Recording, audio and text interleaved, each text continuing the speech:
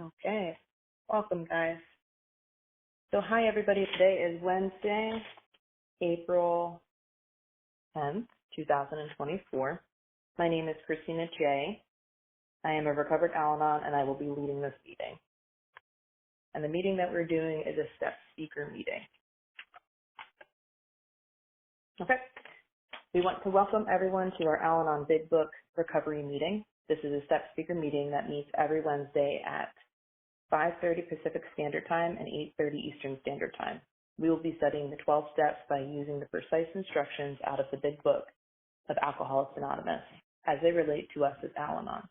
Let's get our meeting started. This is the original AA preamble written by AA Grapevine.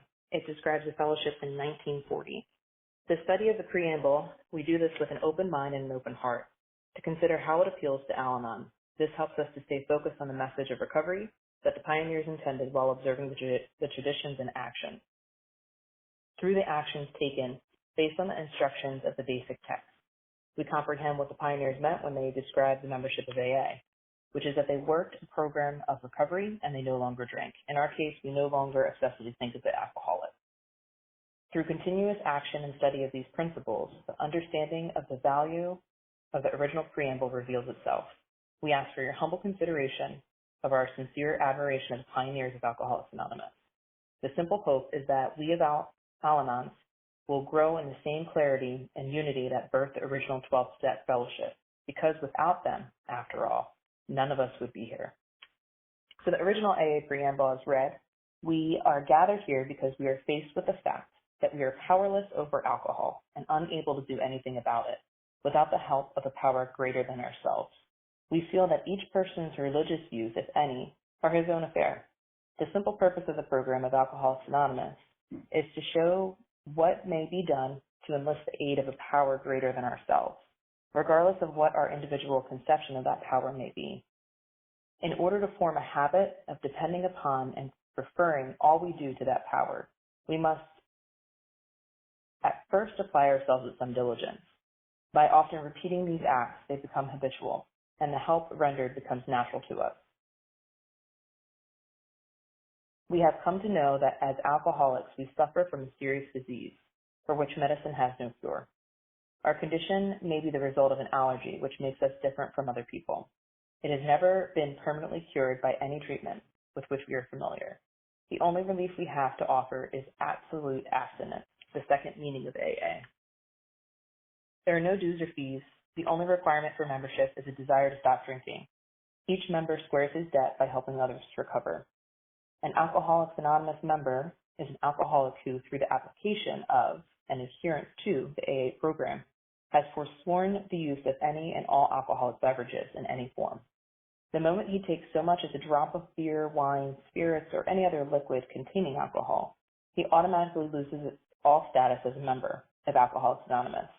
AA is not interested in sobering up drunks who are not sincere in their desire to stay sober for all time. Not being reformers, we offer our experience only to those who want it. We have a way out in which we can absolutely agree on and which we can join in harmonious action. Rarely have we seen a person fail who has thoroughly followed our program. Those who do not recover are people who will not or simply cannot give themselves to the simple program. Now, you might like our program, or you might not, or you may not. But the simple fact remains that it works, and we believe is our only chance to recover. There is a vast amount of fun included in the AA fellowship. Some people might be shocked at our seemingly worldliness and levity, but just underneath there lies a deadly earnestness and a full realization that we must put first things first. And for us, and with us, the first thing is the solution to our alcoholic problem. To drink is to die. Faith must work 24 hours a day, in and through us, or we perish. In order to set the tone for this meeting, I ask that we bow our heads in a few moments of silent prayer and meditation, and follow that by the serenity prayer.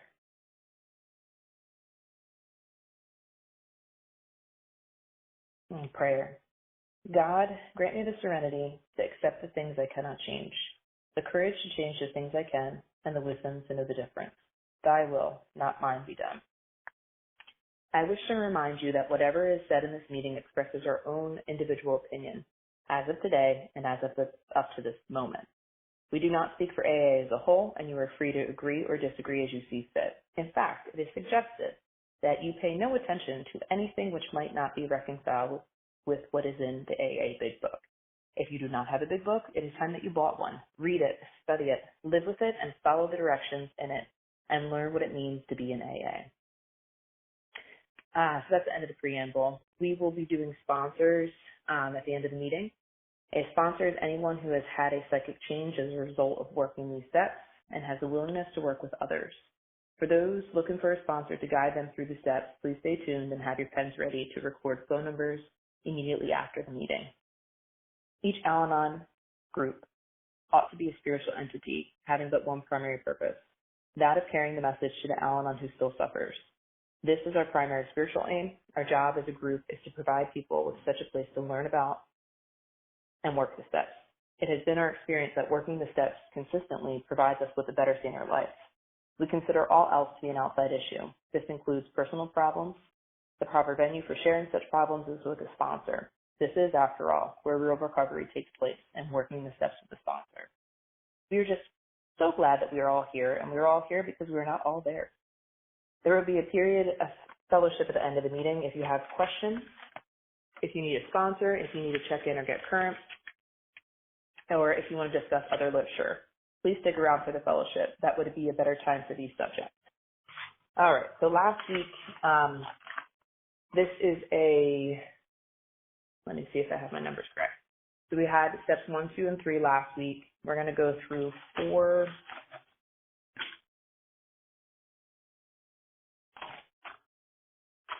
Got all my papers out of coagulation. All right, so we're going to do steps 4 through 7 this week, and then we'll do steps, I think the rest of them get clumped up next week. And we'll break them up again. Or they might. Anyway, so there's 12 steps into the 12 steps, and we're breaking them all up over this month's time. And last week, we had done steps 1, 2, and 3. So this week, we're going to be talking about steps 4 through 7. As mentioned in the preamble, we're going to be doing this with a recovered sponsor, and we are specifically talking about Al-Anon. There are other fellowships. There are things called dual sponsorship. So if you have other illnesses, you can talk to somebody after the meeting. But right now, that's just what we're doing. We're talking about working the steps with a recovered sponsor out of the Big Book of Alcoholics Anonymous for people who are Al-Anons. And the type of Al-Anon we're referring to, as mentioned before in the previous steps, is this chronic Al-Anon. We think, it's been said, we think like the alcoholic drinks. So for us, our obsessive thinking is really out of control. Our lives have become unmanageable because we can't stop thinking. Whether we take action on these thoughts or they're just stuck in our head and we're just spinning tires, it's just that obsessive thinking that we cannot stop. And we're just like that alcoholic, where once we take that first thought, we're going to finish it through and we don't remember what happened the last time. So that's that chronic variety, and it progresses over time. If we are recovered, a lot of people who will be announcing as sponsors at the end are recovered. They've worked this 12 steps with their sponsor. They still have that obsessive mind. They are still chronic Al-Anons. They will have to do this program for the rest of their life, God willing, because they have brains, and as well as I do, that cannot stop thinking once they start. Just like the alcoholic, right? Total abstinence. They're going to take total abstinence of alcohol, and they're not going to drink alcohol. The chronic Al-Anon is just like the chronic alcoholic. We have that same mind component, and it is progressive just like them. So that's what the chronic Al-Anon is. So we have these steps here. We've got our steps 4 through 7, and our steps 1, 2, and 3, there are decision steps. Our life really became unmanageable. We typically tend to be pretty isolated, or the relationships we have are very superficial. We have two faces. There's the face of what we want everybody to see, our stage character. We want everybody to see us in a certain way. And then we have the reality, of what we actually feel about ourselves, which most times is not true. We feel very lowly of ourselves or very highly of ourselves. We get either into self-pity or ego when we're in our illness. So that's, really where we don't like to show other people that part of us. So, steps 1, 2, and 3, there are decision steps. When we get here, we're just beaten down. We can't stop thinking. It's not even working for us anymore, but we can't stop it, just like the chronic alcoholic. And we've made the decision that our life has become unmanageable. We can't run this. We see how poorly this is going. And that we came to believe a power greater than ourselves could restore us to sanity. Regardless of whatever you see that higher power to be, it's just something other than us, right? It can't be our brain. We can no longer solve our things going on, right? That's what got us into this place, was our brain. We're the common denominator. Our brain is what continues to go with us to each relationship, each new job, each new location, each new situation. Everywhere we go, there we are. So that's really not going to work, and it hasn't worked. We can see that. And then we made a decision to turn our lives over to the care of God as we understood him. So now we're at this point where we're going to take some action. And this program is about action. It's not a 3-step program, right? It's not like we can just hand it over to God. We need to take action after that, because if we hand it over to God, then our brain starts spinning and we're like, oh, well, God would want me to do blah, blah, blah, blah. And it's like our brain is still in it. So we needed to go further. And that's what the 4 founders found that they needed to do. So we're going to follow what they did in order to have the same recovery that they had. And this book is written out that way. If we follow the instructions as the 4 founders had written it, we can have that same recovery that they had. So that being said, these steps are taken with a sponsor. There's, all the instructions are in the book. The sponsor is just going to walk you through it. It's really self-explanatory, but a self-appraisal, as we come to step 5, we'll hear this in the bid book. Self-appraisal is not sufficient. So we have to do this with somebody else. And that's our recovered sponsor. So step 4, we made a searching and fearless inventory of ourselves. And our sponsor's going to, my sponsor went through this with me, and we read through the pages, and then I read through the pages with my proteges, because all the answers are in the book. You can't do this wrong. It's literally just following the instructions and showing up, and higher power takes lead, right? Because it's a power greater than ourselves. Higher power does for us what we cannot do for ourselves. We can't get recovered. We can't get out of our thinking. But higher power can help us if we clear away the wreckage of our past by, gutting all these things out, asking higher power, because obviously, we're not going to gut them out. We're going to cut corners. We're going to do it the easy way. We're going to try to get ease and comfort again. So that's why we have to have our recovered sponsor there, and we have to have higher power. Okay. So we've got page 62 in the big book of Alcoholics Anonymous. You can read along. I'll be reading kind of quick. It says, selfishness, self-centeredness, that we think is the root of our troubles. Driven by 100 forms of fear, self-delusion, self-seeking, and self-pity, we step on the toes of our fellows and they retaliate. Sometimes they hurt us seemingly without provocation, but we invariably find that sometimes in the past, we have made decisions based on self, which have later placed us in a position to be hurt. So what this is talking about in step 4 is we are selfish people, right? Whether we're egotistical or whether we're in self-pity. Both of those places are places where we are in our ego. And our ego is just our selfishness. We don't realize that when we come to program, right? Like we think that we're like helping everybody out and like, we're doing so much for the alcoholic. We're doing so much for our friends and our families, and how come they don't appreciate me, right? And that's not really what it means to be helpful. To be helpful is to see the needs of people and to be able to meet them as a whole person yourself, right? But in our program, in our illness, we don't know what that looks like because we're very sick. So the fear is really what's going to hold us down. We're afraid of everything, so we try to control everything. We try to plan everything. And that's really our solution. Whenever we're feeling afraid, we're going to like do something. Like usually, we all have different character defects, but a lot of times as Al-Anons, I've heard many people say, it's like, we got to just do something, right? Like I can't just sit here. I got to do something. And then we go and we, get a new job or relocate or curse somebody out, or solve something, right? Tell somebody how they're supposed to live or how they're supposed to think, or what are you thinking about me? Why are you thinking that? And, like we just keep going in our thoughts. And then we step on the toes of others, right? So people will retaliate because we have this illness and we're just like controlling people and micromanaging people and doing all this stuff, telling people what they need when they don't even necessarily want it. And then they retaliate on us because they're like, I didn't even ask for this. Why are you doing this? And we're like, well, why are you being so mean to me? So this is what we do in our illness. And that's what we start doing in this fourth step is we start to write things down. We talk about our resentments, which is when we relive, rethink, replay. And those things are really what like fuel us. We love to think, man. We just could think all day. And when we can replay what somebody said to us, like, or even if they didn't say it, right? Like even before starting this meeting, I did a 10-step, which you'll learn later on. And it's a matter of like, I have fears of people judging me, right? And like, I'm like, oh, well, what if somebody's going to judge how I'm going to speak? And it's like, that doesn't matter, right? But I will rethink it, replay it, and then I'll get into this place of like, oh, well, I don't even need to show up, right? And it's like, woe is me.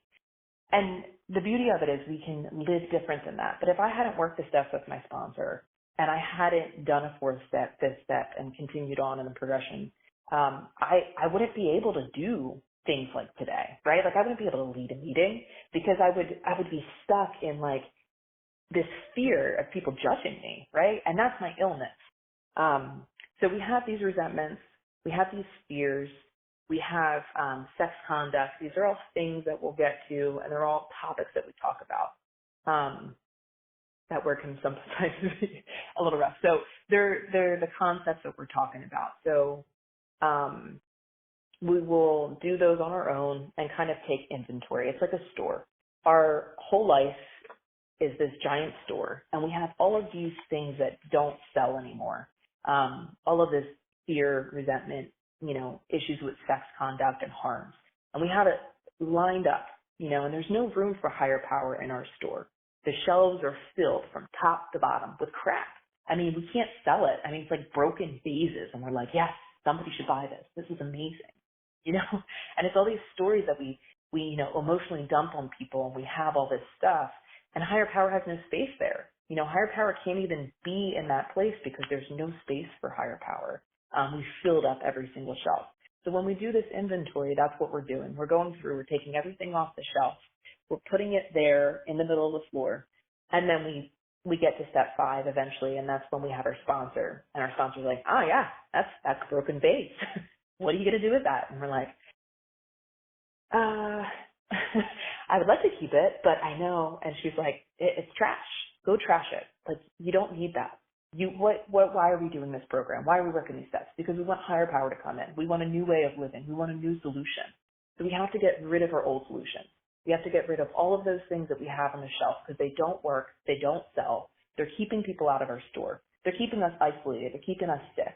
And they need to go. So that's what we're doing here in the steps work. So on page 63, now we launch into a course of vigorous action. So here, we've done our third step prayer. We're on our knees. We're praying with our sponsor. We're inviting higher power in. And this is that action step, so this is where we're launching up. The first step of which is a personal house cleaning. Many of us had never attempted, though our decision was a vital and crucial step. It could have little permanent effect unless at once followed by a strenuous effort to face and be rid of the things in ourselves which have been blocking us. Our thinking, here it says our liquor, so for us, our thinking is but a symptom. We had to get down to causes and conditions. So we think to solve, right? Like, we like to solve with our thoughts. If only I could think about this, right? It's like, I'm going to plan this trip out and do this and blah, blah, blah.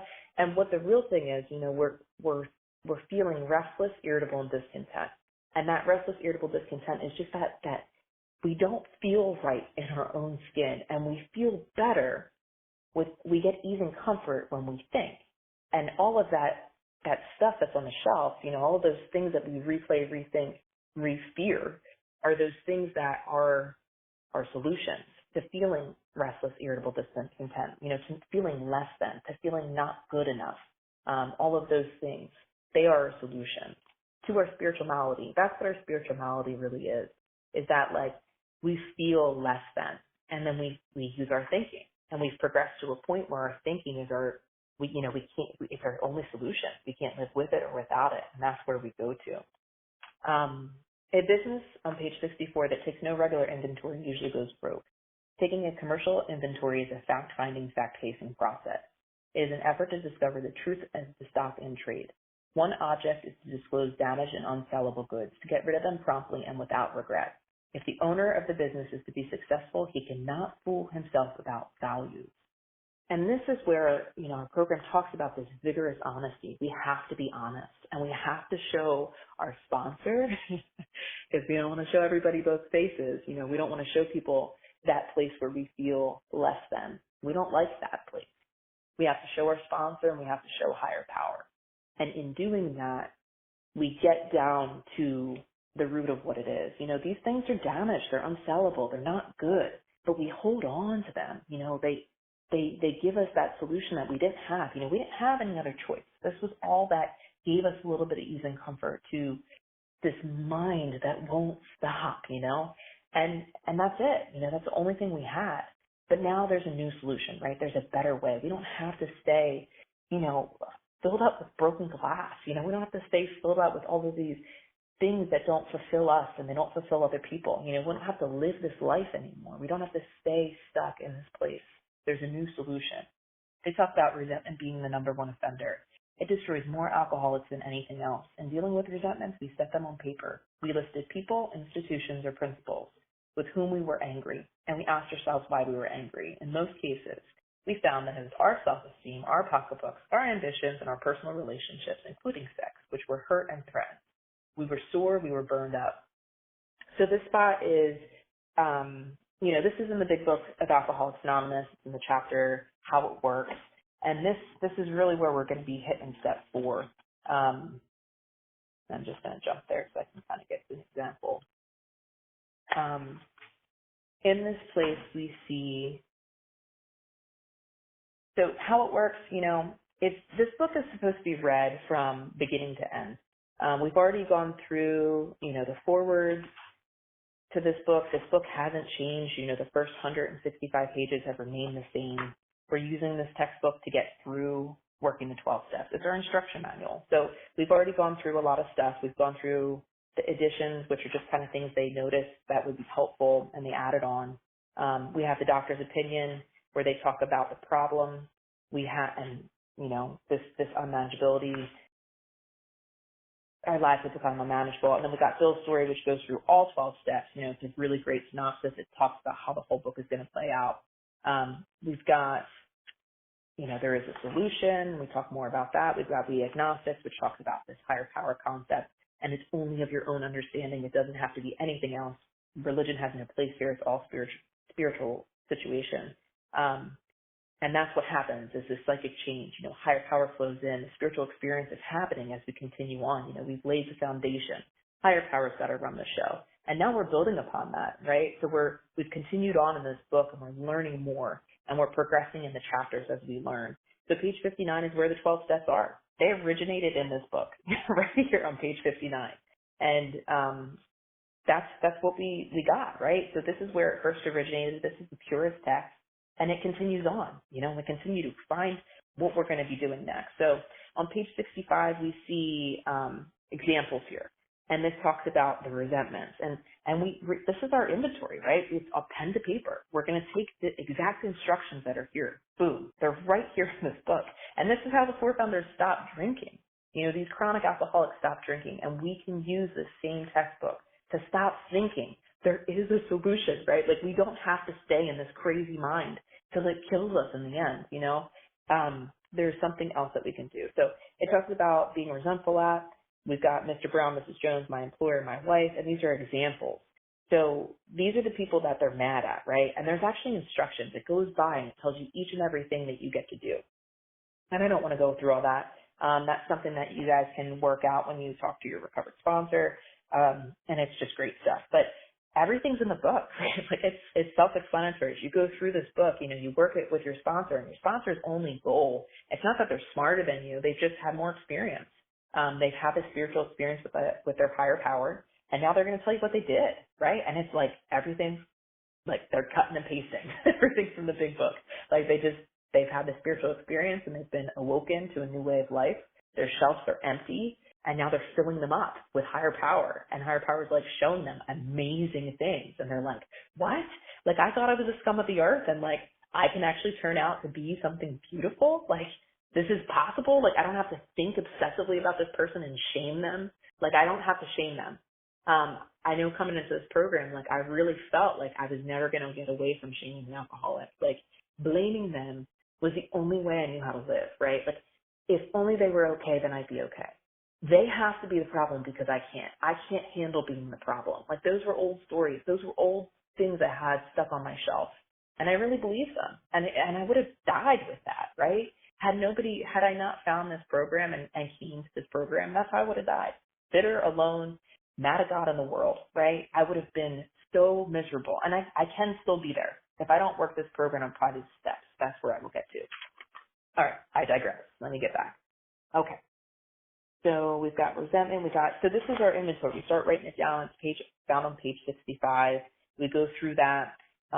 We write out our inventory, and then we bring it up to our sponsor, and that's when we get to step 5. There's more things that come in here, though. Okay. So page 66, it is plain that a life which includes deep resentment leads only to futility and unhappiness. To precise extent that we permit these, do we squander the hours which might have been worthwhile. With the alcoholic whose hope is the maintenance and growth of the spiritual experience, his business of resentment is infinitely grave. We found that it is fatal. For when harboring such feelings, we shut ourselves off from the sunlight of the spirit. The insanity of alcohol returns and we drink again. And with us, to drink is to die. And that's us.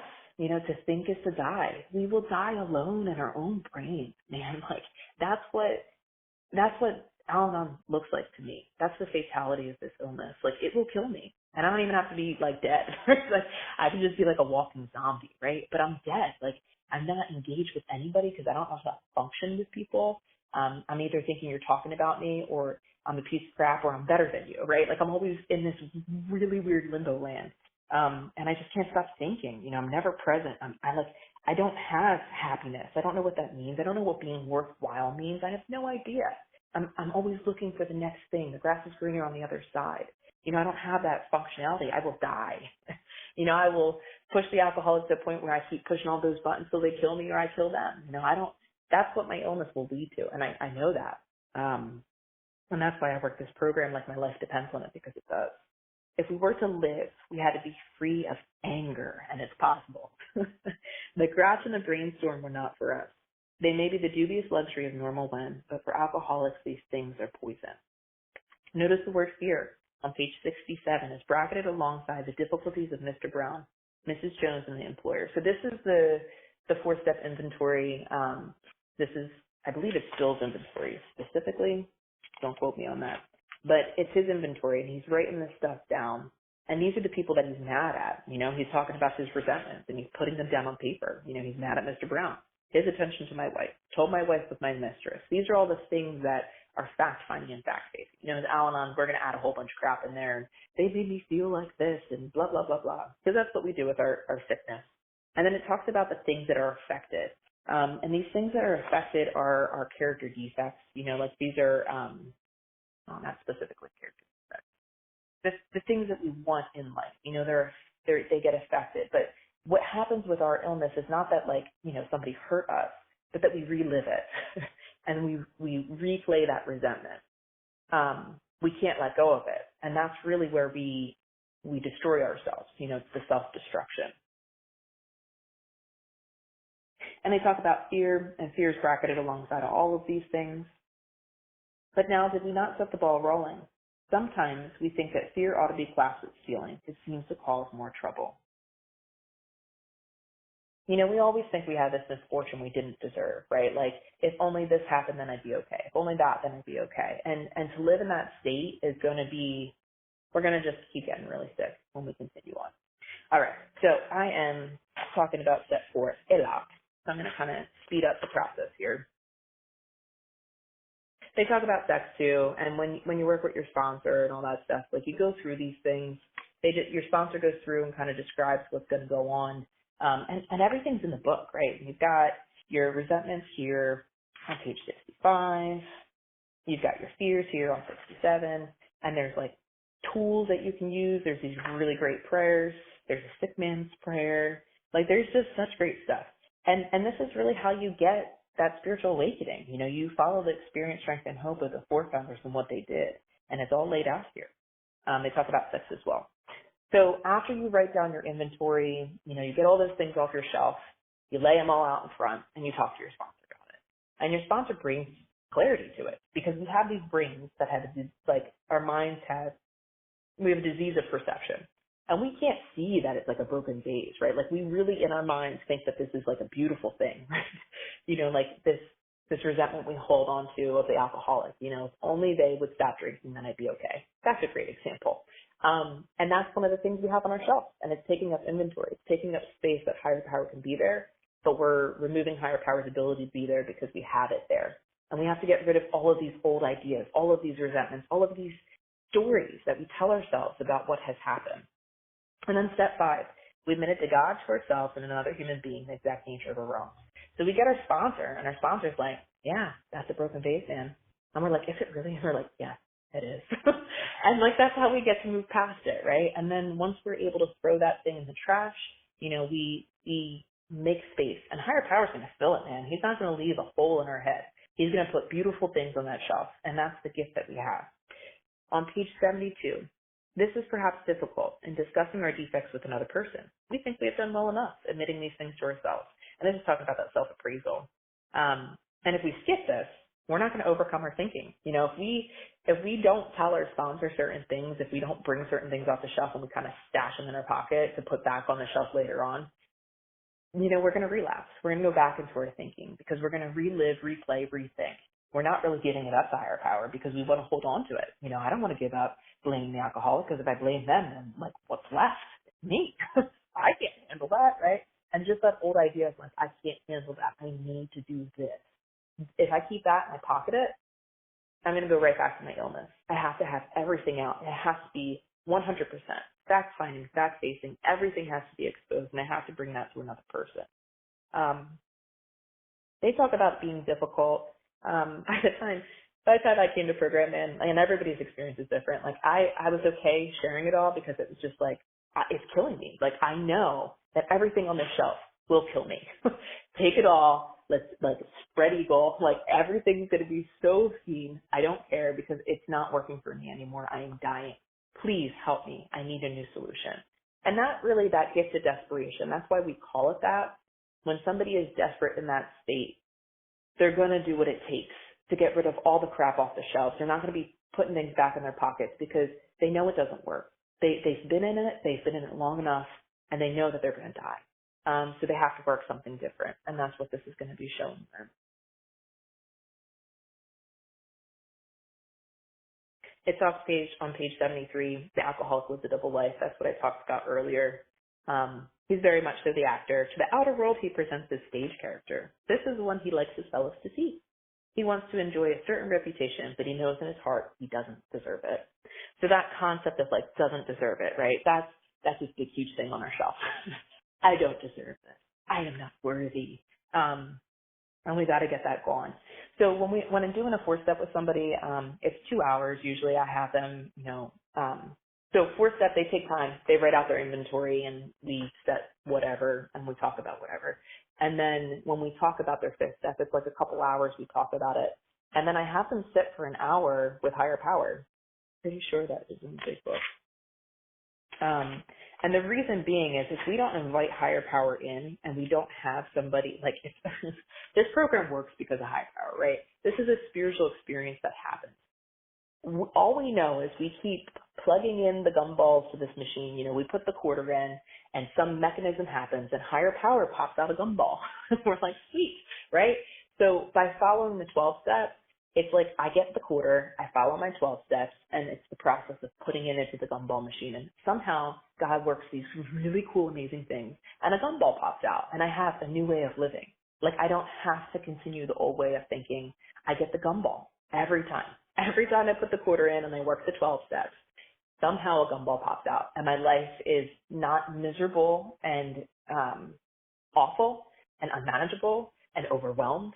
And I can't get anything done, and why won't these people do what I want them to do, and why do they keep annoying me, why are they so loud, all of those things, they might come up, But as long as I get I'm like, all right, I got my quarter. I'm going to go put it in the gumball machine. The gumball pops out, and all of a sudden those things go away.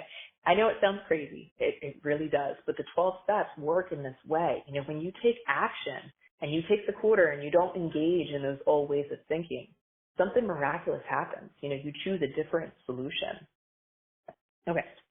So, we're in step 5. We're working with our sponsor. Our sponsor's looking at all the stuff that we have out in the open. And then we return home. So our sponsor, they go through it all. They go through all the stuff that's out there with us, and maybe not all the stuff. By the time, we're starting to say, oh, yeah, that's broken by base. Oh, yeah, that doesn't work either. And we're seeing all this crap that we've been storing on the shelf. We start to see it more clearly because we're already starting to have that spiritual experience. Higher power is already starting to flood into our lives. Some of those shelves already gotten those things gone. We thought that, we're admitting some stuff that we didn't want to admit, right? And then we're also bringing in sexual stuff too. I can speak from experience, that trauma stuff, from the past, sexual abuse and all that stuff.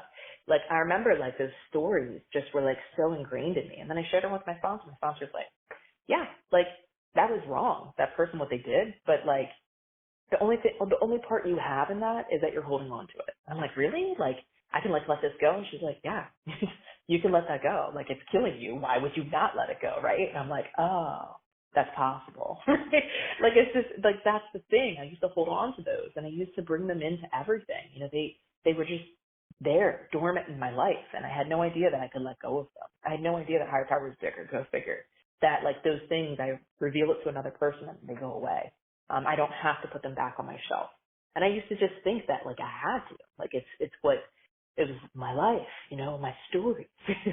I would save things that I wrote, of my past, and woe is me, and all these things that happened, and I can just throw them out now, right? Because they're trash. They're literal trash. I don't need those old stories. I can make new ones. Higher power can create beautiful stories that aren't trash. So I can fill my shelves with that. So we return home on page 75, and we find a place where we can sit quietly for an hour. There it is.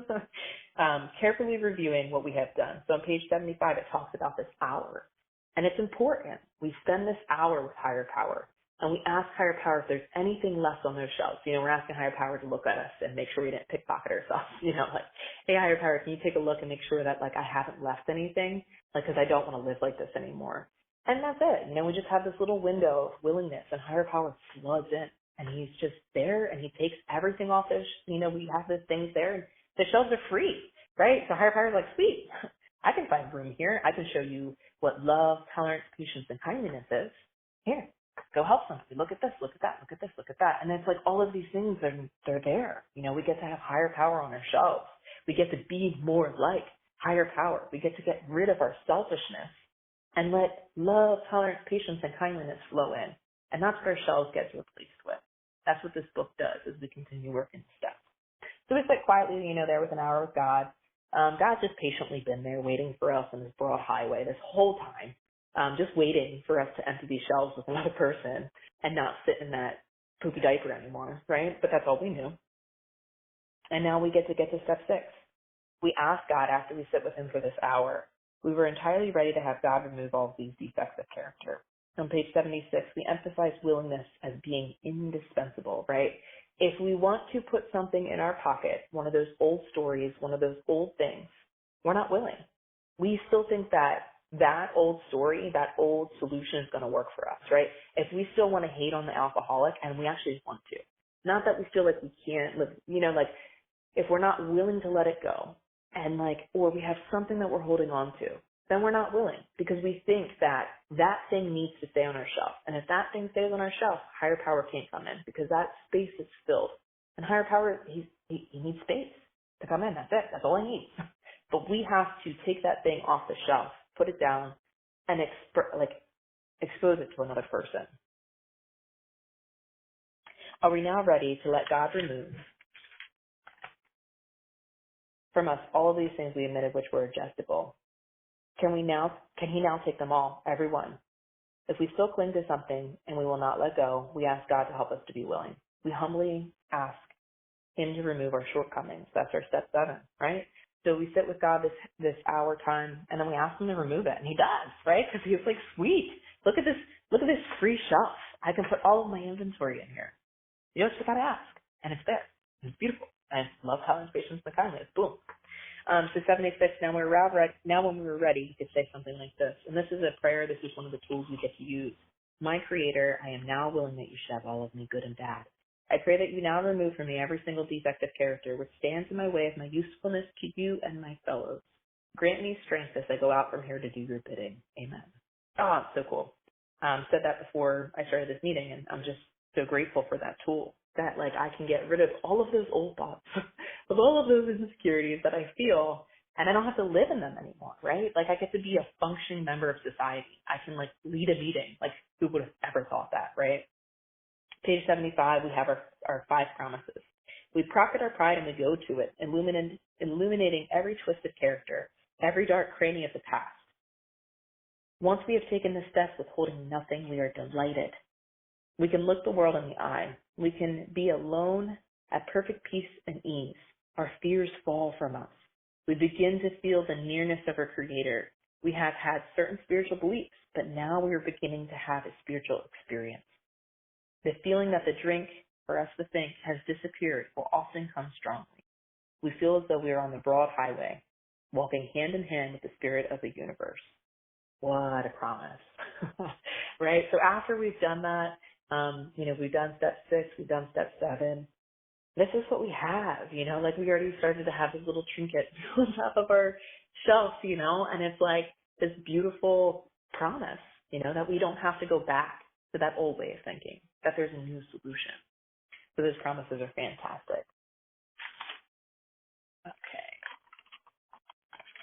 I'm just going to take a moment here to make sure that I am on target with where we need to be. Okay, cool. Oh, yeah. All right, sweet. So,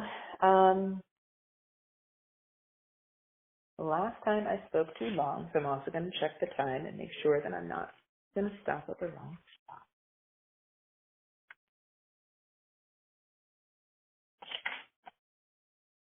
Okay, cool.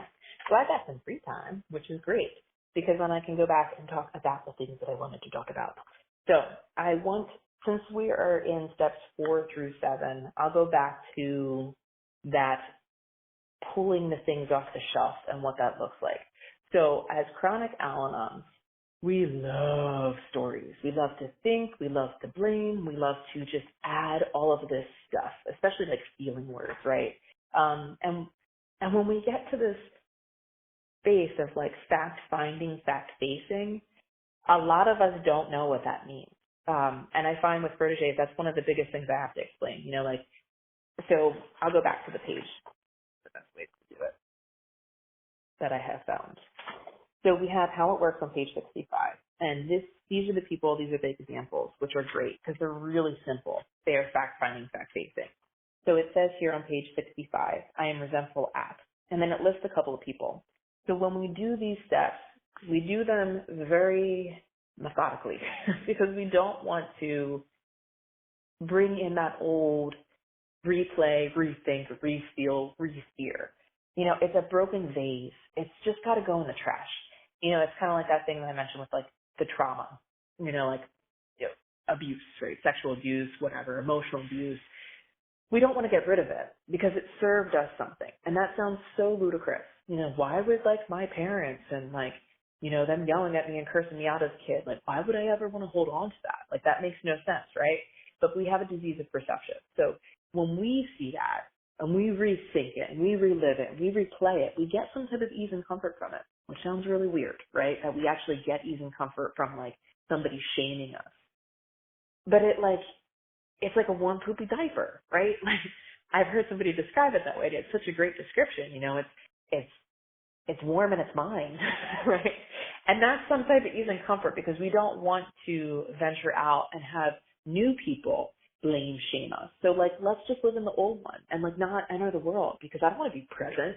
I don't want somebody else to like re-hurt me. Why would I ever want to do that, right? Like I can't handle that. And those are those old ideas. So we don't want to get back into that space. We just want to see that, these are things that I used. that no longer work for me. And then we get rid of them, and we get rid of them promptly. And that's what's great about this. So we see we were resentful at, and on page 65 it names some people. It says Mr. Brown, Mrs. Jones, my employer, my wife. So there's 4 examples here. And we're going to do it that way, right? We're not going to like say, oh, Mr. Brown, because he did blah, blah, blah. We're just going to like name all the people that we think of, like who are you resentful at? And usually, you get parents on there, you get kids on there, you get siblings on there, you get a whole bunch of people, mostly the people that you're close to, because, we like to rethink and replay all those things. And we list them. And then we just write everybody that we think that we're resentful at, and people, principles, and institutions, right? So they can also be different stuff as well. Like, we might be mad at let's think of some things that can get us mad, like our job, our boss, we'll start writing like, oh, well, I'm mad at like healthcare because healthcare does this, or politics, like all of those things, because we have all these stories. And those are really what get us replaying, rethinking. And these replaying, rethinking things are just like, they're like candy to our brains. And it's where we go to in our spirituality. It's where we go to when we're feeling really sick, when we're feeling really low. We'll go to medicine. And our medicine is those things, those fears, those resentments, sex conduct. We'll go anywhere, any place that will make us not feel that spirituality that we're feeling, that restless, irritable discontent. Like, we'll go to anything to prevent us from having that. And that's really where what happens, right? We go to that shelf and we're like, ooh, what medicine do I have? Right? And we go to all those old ideas and old thoughts. And that's really what keeps us sick. It's really what keeps us in our illness. But by doing this format and writing it all out, having this step 4, where we're going to reveal this to somebody else. We're not just going to sit in it. We're not going to pull everything down off the shelf and then like look and feel more unmanageable and like out of control. Because the goal of all of this, the goal of pulling everything off the shelf, is to get rid of it, to get rid of all this stuff, to take that next step with our sponsor, to get rid of it and to ask higher power to take it out so that it can be filled with something of purpose. God, did we want purpose, right? Like our whole lives were filled with just these desires to have purpose, and we just could never thread that needle, right? Like we just always missed the mark by like just a hair, right? We're so good at so much stuff, but we just couldn't get that one piece. So that's the great part about being able to do this. And it is. It seems really daunting to work these steps and work them quickly. In this program we do, they worked it very quickly, and we work it very quickly because we want to make sure that we're living a new life. And we have to do this fast because our brains will always go back to that shelf. When we're feeling restless, irritable, and discontent, when we're feeling that spirituality, we're always going to go back to the thing. The alcoholic always goes back to the drink because that's their solution. That's all they know that works for them. Nothing else sustains. So they go back to the drinking because it gives them a little bit of ease and comfort. So for us, we're always going to go back to that shelf, and we're going to find something on that shelf to rethink, replay, relive, to do something to somebody because we're mad at them. And we're going to redo it, and if we don't have other things on our shelf, if we don't have a spiritual experience, if we don't have a psychic change that comes from working these steps, working them with our recovered sponsor in the order that it's outlined, we're going to go right back to it. We're going to pull all of those things back off of that shelf because that's the only medicine we have there. So he talks about fact-finding, fact-facing. We have those 4 examples. It talks about the cause. So Mr. Brown, here's one of the examples. I am resentful at Mr. Brown. His attention to my wife. Told my wife to my mistress. Brown might get my job at the office. So it's super simple. As Al-Anons, we will make that so much bigger. So we have to really lean into higher power to even gain the ability to make it fact-finding and fact-facing. It does not come natural for most of us. If we have a hard time, being able to really see it for what it is. And if we have problems, we call our sponsor because our sponsor is there to guide us to higher power. That's their job. Their job is not to hold our hands, through the whole steps. And we're very capable of doing all this. We could probably go through the book and do all of it. But if we don't have another person, we're going to pickpocket stuff. We're not going to really reveal our true selves. We're going to still put our stage character on. So we have to be really mindful. We're very selfish people, and we want that stage character. We want to look good in front of other people. You know, like when I used one of my tools today in doing the 7-step prayer, I used that before I did this meeting because I wanted to look good for everybody. You know, I wanted to be the best because if I'm not the best and people are judging me, then I'm not okay, which is a lie. That is an old story that I had on the shelf, and it still comes up. Just because I've worked this 4th step and I've done my 5th step and I've done my 6th step and my 7th step, I have to work this program of action every day, multiple times a day. And that's what we'll segue into our spiritual maintenance, you know, doing steps 10, 11, and 12. And it all, you know, they piggyback off each other. So when we get to that 3rd step, we have our cornerstone, you know, it's higher power show. We're no longer going to be running it. We've got that cornerstone set in place. And then we move over to these steps, which are our action steps, and then we'll continue on. And we're always doing these steps. We're never going to stop because we constantly have to remove that old medicine that we naturally go back to, that thinking, off of our shelf. And in order to do that, we have to work the steps. We have to be doing, you know, that inventory of that shelf and making sure that no things are getting on there. Okay, so I am talking too much. I have gotten to my point. So I'm going to get here. So next week we will be going over 10, 11, and 12. Okay. So closing, our 7th tradition states that every group ought to be fully self-supporting, declining outside contributions. This group does not have a payment structure in place and currently requires no overhead expenses. If you would like to fulfill Tradition 7, please direct your contributions to Al-Anon World Service Office by visiting alanon.org. For more questions about this meeting, or if you are looking for a sponsor, please send emails to alanontbigbookrecovery@gmail.com. Recordings can be accessed on YouTube by searching the @ Al-Anon Step Speaker in the YouTube search box. If you're interested in other Al-Anon meetings that follow the Big Book, please visit www.alanonbigbooksolutiongroup.org. I will be reading from page 164 in the Big Book of Alcoholics Anonymous. Our book is meant to be suggestive only. We realize that we only know a little. God will constantly disclose more to you than to us. Ask him in your morning meditation what you can do each day for the man who is still sick. The answers will come if your own house is in order, but you obviously cannot transmit something you haven't got. See to it that your relationship with him is right, and great events will come to pass for you and for countless others. This is a great fact for us. Abandon yourself to God as you understand God. Admit your faults to him and your fellows. Clear away the wreckage of your past. Give freely of what you find and join us. We shall be with you in the fellowship of the Spirit. And you will surely meet some of us as you trudge the road of happy destiny. May God bless you and keep you until then. We're going to go ahead and have a moment of silence for the Al-Anon who still suffers.